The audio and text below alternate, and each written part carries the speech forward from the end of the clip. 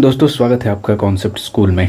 और आज हम लोग बात कर रहे हैं झारखंड के अपवाह तंत्र यानी झारखंड की नदियों की सीरीज़ में। यहाँ पर हम लोग पार्ट 2 की बात करेंगे। कल हमने पार्ट 1 की बात करी थी और जिसमें हम लोग जो मुख्य रूप से जो उत्तरवर्ती नदियाँ थीं उनको हमने देखने का प्रयास किया था। और यहाँ पर हम लोग क्या करेंगे कि जो दक्षिणवर्ती नदियाँ होंगी उनको देखने का प्रयास करेंगे। और कल मैंने सिर्फ उत्तरवर्ती नदियों को इसी वजह से बताया था ताकि आपको कन्फ्यूजन ना हो, क्योंकि एक साथ जब दोनों हिस्सों की नदियाँ आप पढ़ते हैं तो फिर आपका कन्फ्यूजन ज़्यादा हो जाता है। और ऐसे अगर आप 2 पार्ट में 2 हिस्सों में बांट कर इसको पढ़ते हैं तो थोड़ा कन्फ्यूजन कम होता है। तो जिस प्रकार से लास्ट वीडियो हम लोगों ने देखा था उसी तरह से यहाँ भी देखने वाले हैं, यानी यहाँ पर भी हम लोग मैप्स का इस्तेमाल करेंगे और उसी के ज़रिए ये सारे जो भी फैक्ट्स होंगे उनको देखते हुए चलेंगे। इससे क्या होता है कि आपको जल्दी भी याद हो जाता है और अगर आप रिवीजन के पर्पज़ से वीडियो देख रहे हैं तो आपका रिवाइज भी हो जाता है और इससे बाहर क्वेश्चन आने की संभावना काफ़ी कम रहेगी, क्योंकि हम लोग लगभग सारे इंपॉर्टेंट फैक्ट्स को कवर कर रहे हैं। और अगर वीडियो आपको पसंद आता है तो फिर से दोबारा रिपीट की वही आपको लाइक करना है, सब्सक्राइब करना है और कमेंट करके बता देना, थोड़ा शेयर वेयर कर देना और ज़्यादा कुछ नहीं कहूँगा। तो चलिए वीडियो को शुरू करते हैं, टाइम को बर्बाद ना करते हुए।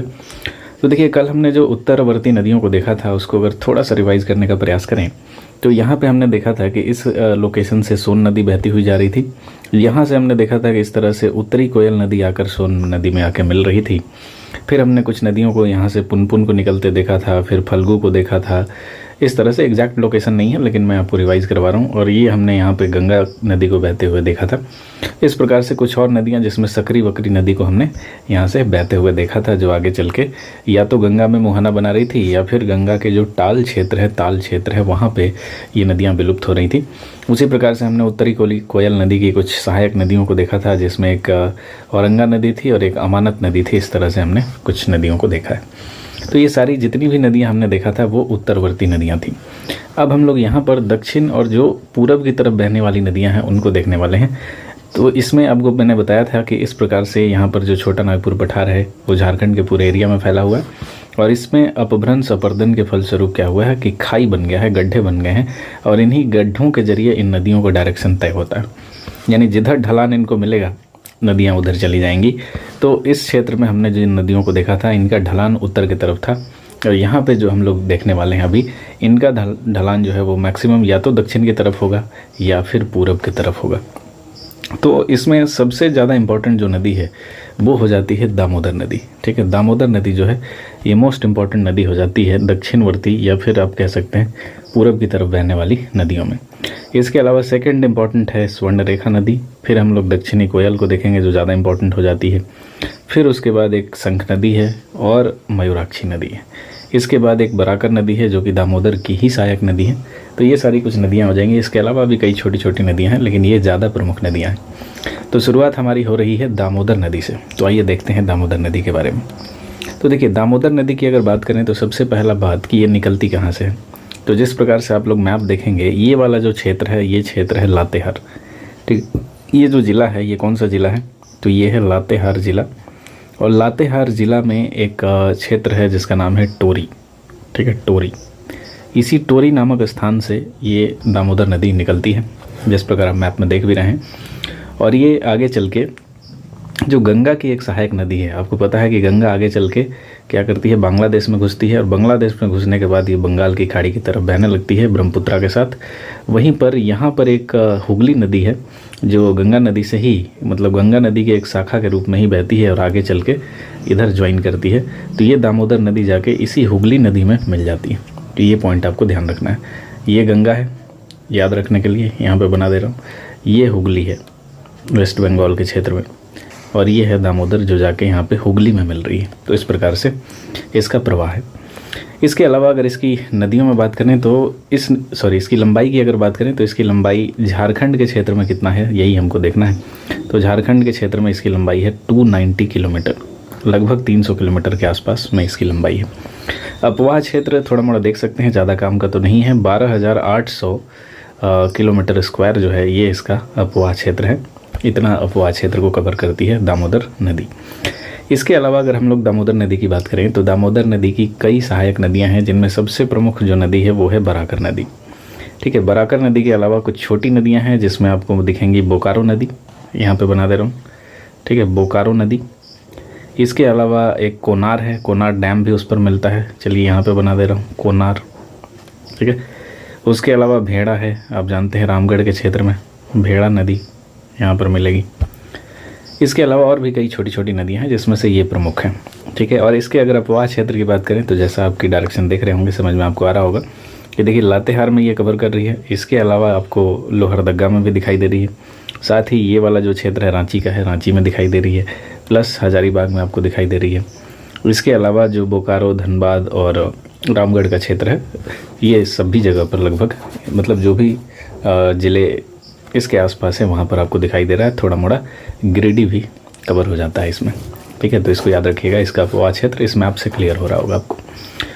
अब इसके बाद इस नदी को कुछ उपनाम दिया गया है, जिसमें इसका सबसे प्रमुख उपनाम जो है, कलर इसका थोड़ा सा यहाँ पे चेंज करता हूँ ताकि याद रहे। तो देखिए इसका जो उपनाम की अगर बात करें हम लोग, उपनाम, तो इसकी उपनाम ये है कि ये बंगाल की शोक कही जाती है, क्योंकि बंगाल में जो बाढ़ का कारण है वो दामोदर नदी बनती है, इसीलिए इसको क्या कहा जाता है, बंगाल का शोक कह दिया जाता है। इसके अलावा इसको देव नदी भी कह दिया जाता है, देव नदी, ठीक है, देव नदी भी कह दिया जाता है। इसके अलावा मैं इसके बारे में आपको एक पॉइंट और ध्यान रखना है कि ये सबसे ज़्यादा प्रदूषित नदी है, यानी भारत की सबसे ज़्यादा प्रदूषित नदियों में इसका गिनती आता है। तो सर्वाधिक प्रदूषित है, या फिर इसको कभी कभी इसी प्रदूषण के कारण जैविक मरुस्थल का भी नाम दे दिया जाता है, ठीक है, जैविक मरुस्थल। क्यों? क्योंकि इसमें इतना ज़्यादा प्रदूषण है, इतने ज़्यादा इसमें प्लास्टिक्स फेंके गए हैं कि ये एक जैविक मरुस्थल के रूप में परिवर्तित हो गई है। मतलब कुछ एरिया है, आप जाके देखेंगे जब धनबाद के आसपास का एरिया, तो वहाँ पे आपको नदी दिखाई ही नहीं देती है, वहाँ पूरा का पूरा आपको नदी का पानी जो है वो समाप्त हो जाता है, इतना ज़्यादा वहाँ पे कचरा है। इसी वजह से इसको जैविक मरुस्थल के नाम से भी जाना जाता है।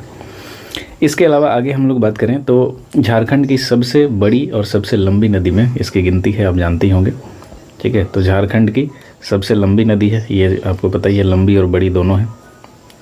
इसके अलावा ये इसके पास जो ये बराकर नदी है, ये कहाँ पर मिलता है, ये कई बार मिलती है, ये क्वेश्चन कई बार पूछा जाता है। तो याद रखिएगा कि ये जहाँ पर मिलती है उस स्थान को कहते हैं चिरकुंडा, ठीक है। तो बराकर नदी दामोदर नदी से कहाँ पर मिलती है, तो चिरकुंडा के आसपास में मिल जाती है। इसके अलावा धनबाद में इसमें जमुनिया नदी आके मिलती है, जो इसकी सहायक नदी है। और फिर पारसनाथ क्षेत्र से कतरी नदी करके है, वो भी आती है और इसमें आके मिल जाती है, ठीक है। तो ये कुछ सहायक नदियाँ हैं, ज़्यादा काम की नहीं है, लेकिन थोड़ा मोड़ा आप ध्यान रख सकते हैं। इसके अलावा दामोदर नदी को अब जब आप ध्यान से देखेंगे तो आपको दिखेगा, मैंने जब पठार वाला पार्ट हमने जब पढ़ा था तो वहाँ पे बताया था आपको कि ये क्षेत्र है रांची का और ये क्षेत्र है हजारीबाग का, ठीक है। तो इसमें मैंने आपको डिस्कस करके बताया भी था कि रांची और हजारीबाग का जो पठार है, इसके बीच में एक भ्रंश घाटी है और उसी भ्रंश घाटी में दामोदर नदी बहती है। और यही भ्रंश घाटी जो है ये गोंडवाना क्षेत्र कहलाता है, यानी इसी में कोयला का भंडार काफ़ी ज़्यादा पाया जाता है। तो ये सारे फैक्ट्स को हमने पहले भी डिस्कस किया था और अभी भी कर रहे हैं, तो उम्मीद करते हैं चीज़ें आपको समझ में आ रही होंगी। इसके अलावा अगर हम लोग बात करें दूसरी नदी की, तो दूसरी नदी हमारे पास सबसे प्रमुख हो जाती है स्वर्ण रेखा नदी, ठीक है। तो अब हम लोग स्वर्ण रेखा की तरफ बढ़ रहे हैं। स्वर्ण रेखा की अगर उद्गम की बात करें तो उद्गम आपको दिखाई दे रहा होगा, ये रांची के पास से निकलती है और रांची में एक स्थान है जिसका नाम है नगरी, ठीक है, नगरी। तो नगरी नामक स्थान से, यहाँ पर लिख दे रहा हूँ, नगरी नामक स्थान से ये निकलती है। ये कहाँ पर है, रांची, नगरी गांव है, ठीक है। इसके अलावा इसकी बात करें कि ये मुहाना कहाँ बनाती है, तो ये मुहाना बनाती है बे ऑफ बंगाल में, बंगाल की खाड़ी में। और इसके बारे में एक फैक्ट आपको याद रखना है कि ये झारखंड की एकलौती नदी है, एकमात्र नदी है जो जाके बंगाल की खाड़ी में या फिर स्वतंत्र रूप से समंदर में जाकर गिरती है, ठीक है। तो स्वतंत्र रूप से जाके गिरने वाली ये एकलौती नदी है, एकमात्र नदी समंदर में जो जाके मिलती है। इसके अलावा जितनी भी नदियां हैं वो इधर उधर किसी दूसरी नदी में जाके मिल जाती है, तो ये फैक्ट आपको याद रखना है।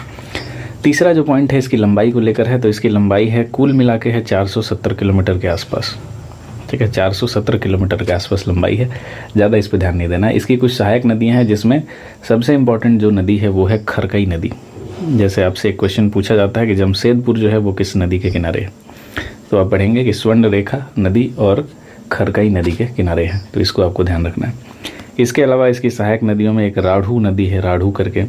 इसके अलावा कांची है, ये कुछ नदियां हैं जो कि इम्पोर्टेंट हो जाती है। और एक संजय नदी भी आप ध्यान रख सकते हैं, जो कि ये जो क्षेत्र है यानी सरायकेला खरसावां वाला क्षेत्र, वहाँ पे ये नदी बहती है, सरायकेला खरसावां में। ठीक है, तो खरकई, राढ़ू, कांची, संजय, ये 4 प्रमुख इसकी सहायक नदियाँ हैं। इसके अलावा इसका अपवाह क्षेत्र आप देखेंगे जब मैप में तो आपको सीधा दिखाई देगा कि ये वाला क्षेत्र आपका रांची का है, तो रांची में तो है ही। ठीक है, कुछ मात्रा में आपको खूंटी वाला रीजन में आपको दिखाई देगा, फिर आपका ये है सरायकेला खरसावां, और फिर आप आ जाएंगे सिंहभूम के क्षेत्र में, पूर्वी सिंहभूम के क्षेत्र में मुख्य रूप से। और ये आपको बताइए कि जमशेदपुर इसी के किनारे स्थित है। और ऐसा माना जाता है कि प्राचीन काल में इसके रेत में, यहाँ पे जो रेत मिलता है इस नदी में, उस रेत में क्या होता था, सोना पाया जाता था।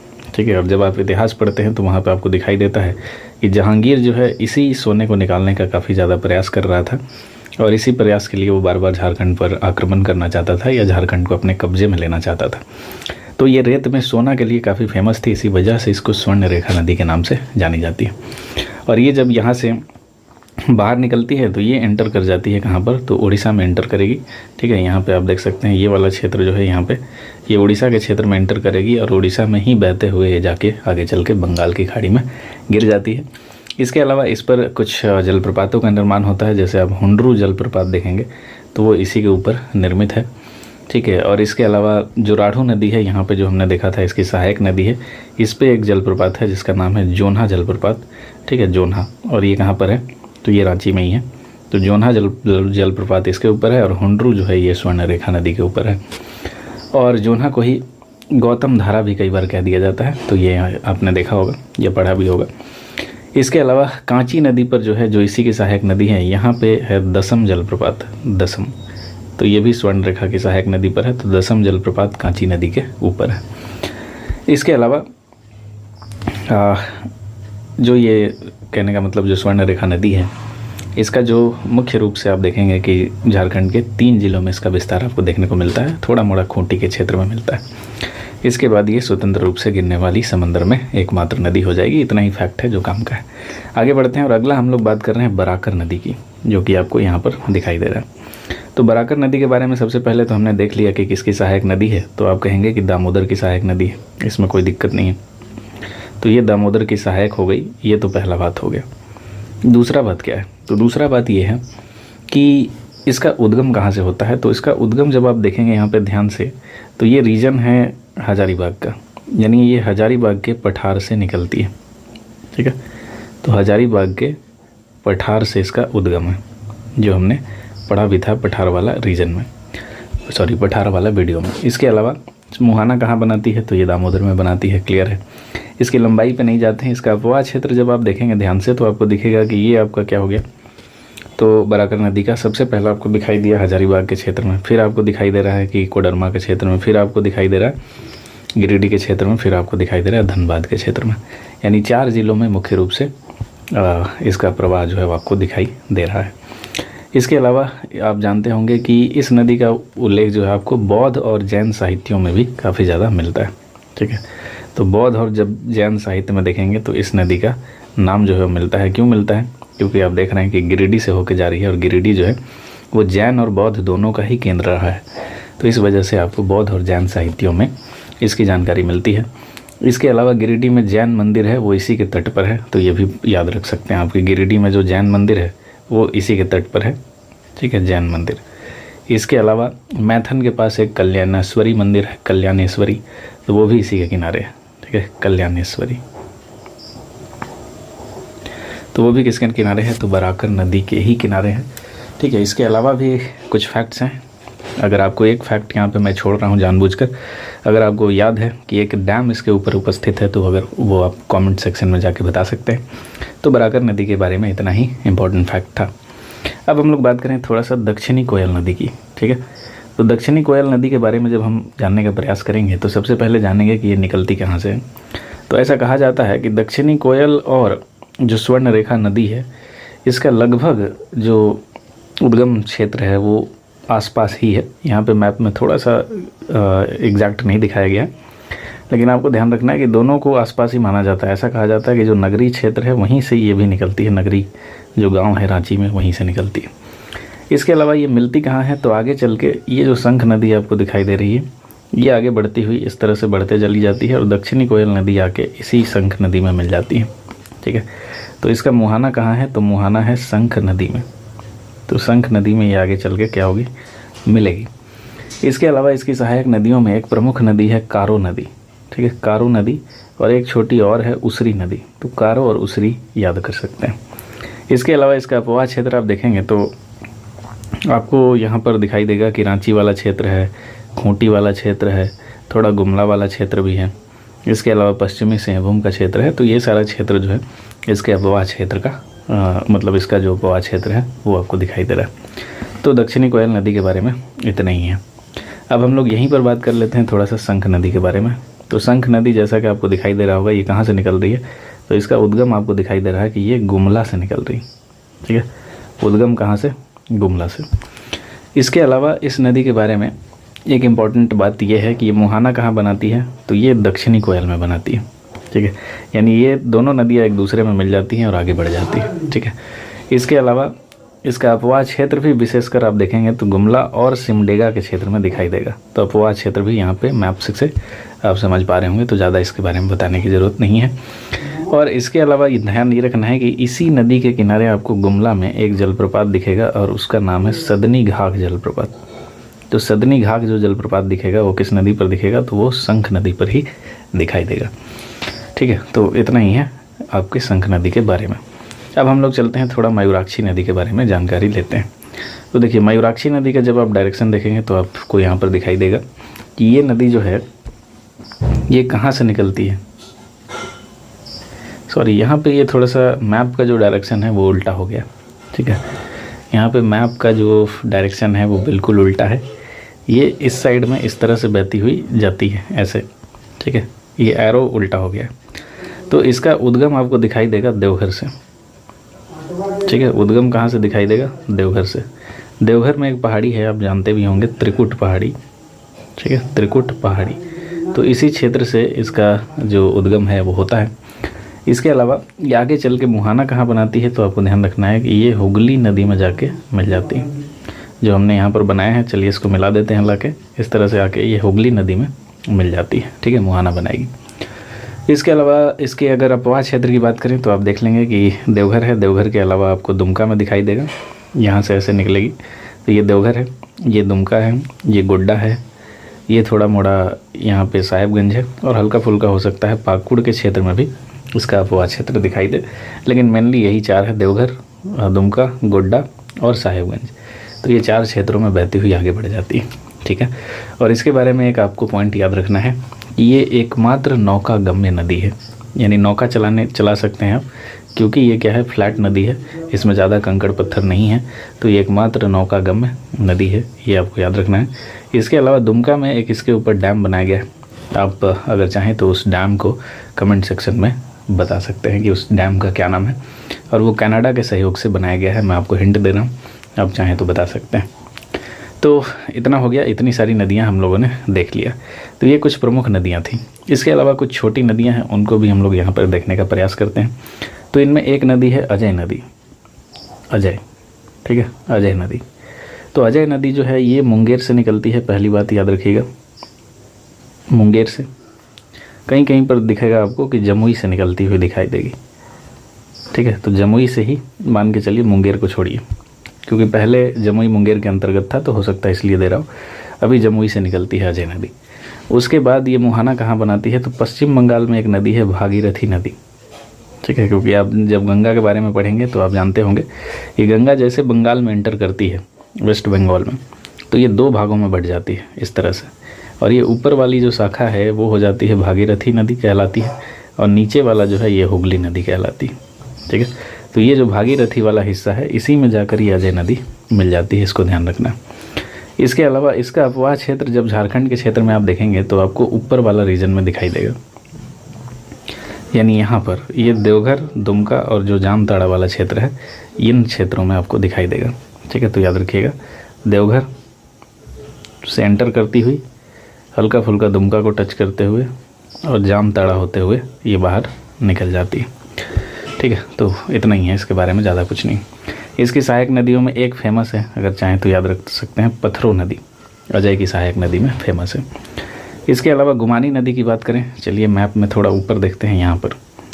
तो देखिए गुमानी नदी जो है ये निकलती है राजमहल की पहाड़ियों से, ठीक है। तो राजमहल की पहाड़ियों को कहाँ देखा था हमने, तो आपको पता है कि राजमहल पहाड़ी जो है इसी क्षेत्र में, तो ये राजमहल पहाड़ियों से ही गुमानी नदी निकलती है। ये है गुमानी नदी, ठीक है। तो इसका उद्गम कहाँ से हुआ, राजमहल पहाड़ियों से हुआ। इसके अलावा ये आगे चल के कहाँ मिलेगी, तो ये गंगा नदी में मिल जाती है, गंगा में मिल जाएगी, ठीक है।